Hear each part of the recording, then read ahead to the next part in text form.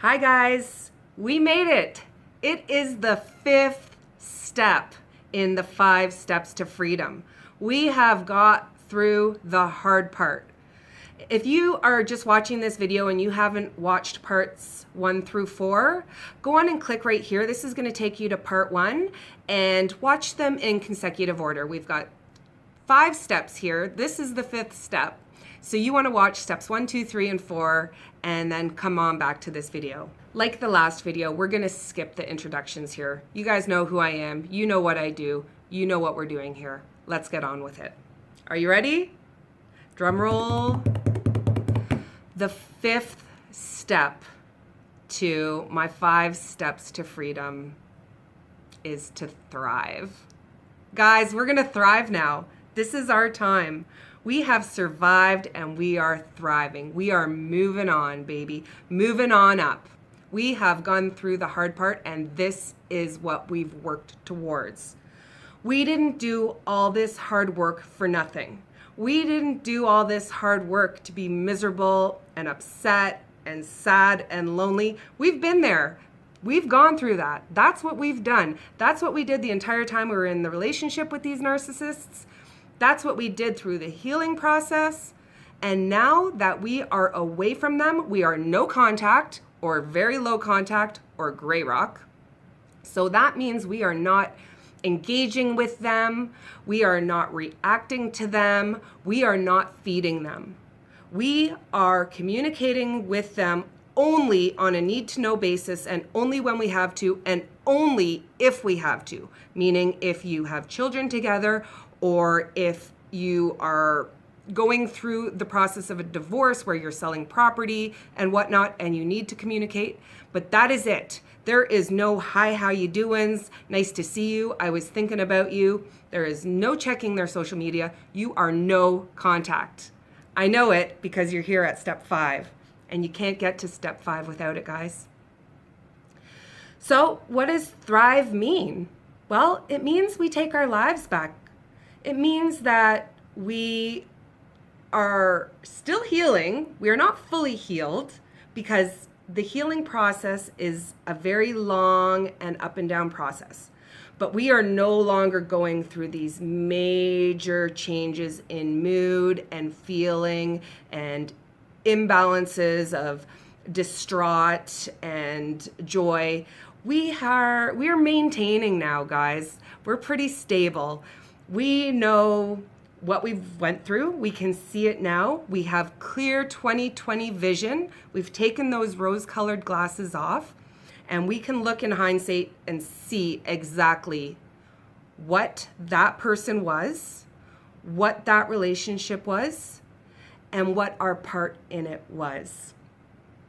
And this is not victim blaming, guys. This is not blaming you or putting any fault on you for the abuse.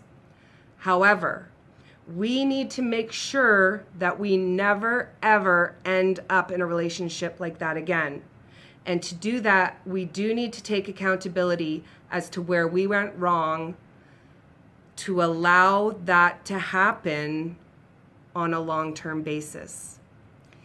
We didn't leave for a reason, and whatever kept us in that relationship, we need to find out, we need to do some self-reflection, and we need to understand that so we can fix that within ourselves to go forward and thrive.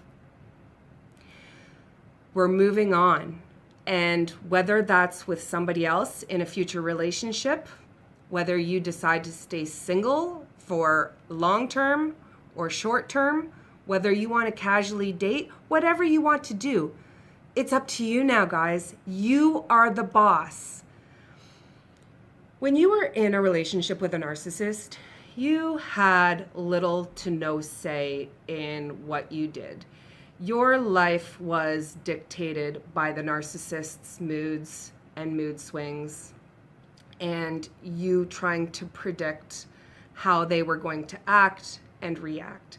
And so whether you realized it or not, you were so completely controlled by that person and that relationship that you had no free will left because your energy was spent on diffusing them.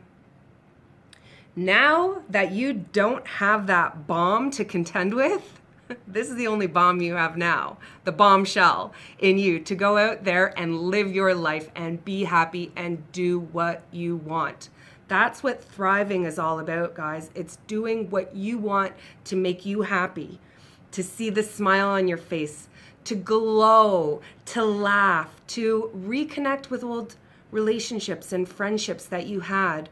I know that you gave up friends when you were with your abuser because they are very controlling in who you interact with, who you have friendships and relationships with outside of their immediate circle that they can keep an eye on.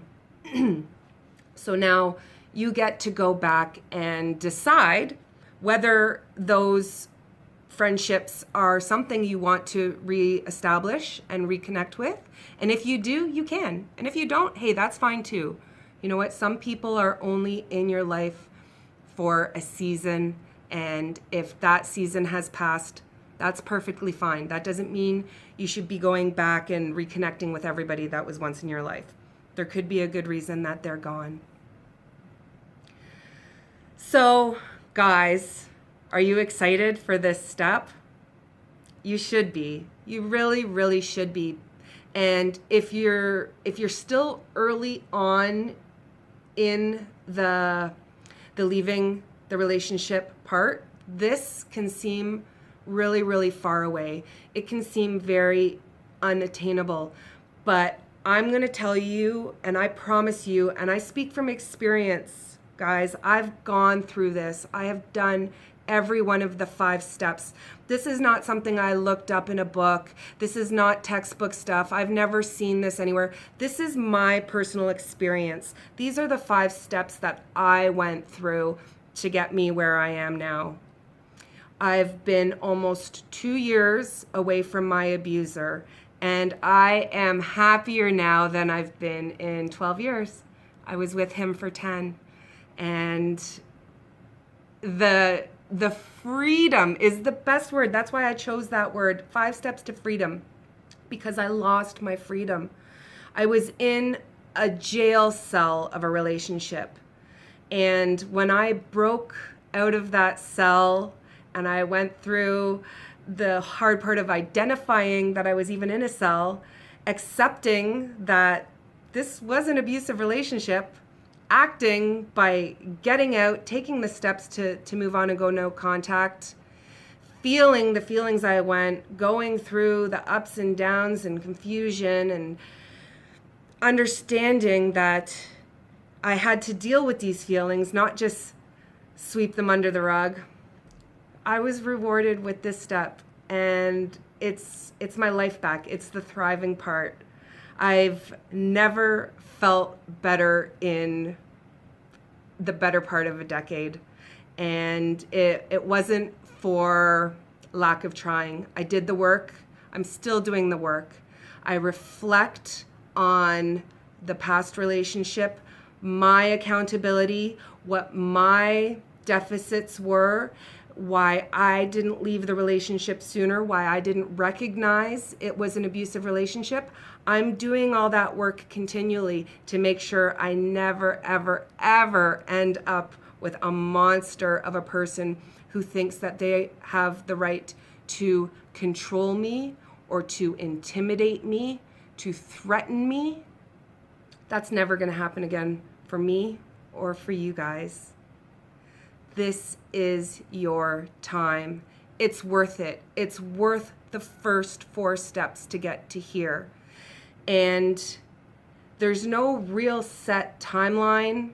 It's going to be different for everybody based on different situations, different personalities, different circumstances.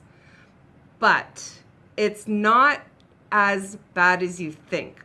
That is one thing I'll say. It's going to happen sooner than you actually think it is, and the reward is going to be greater.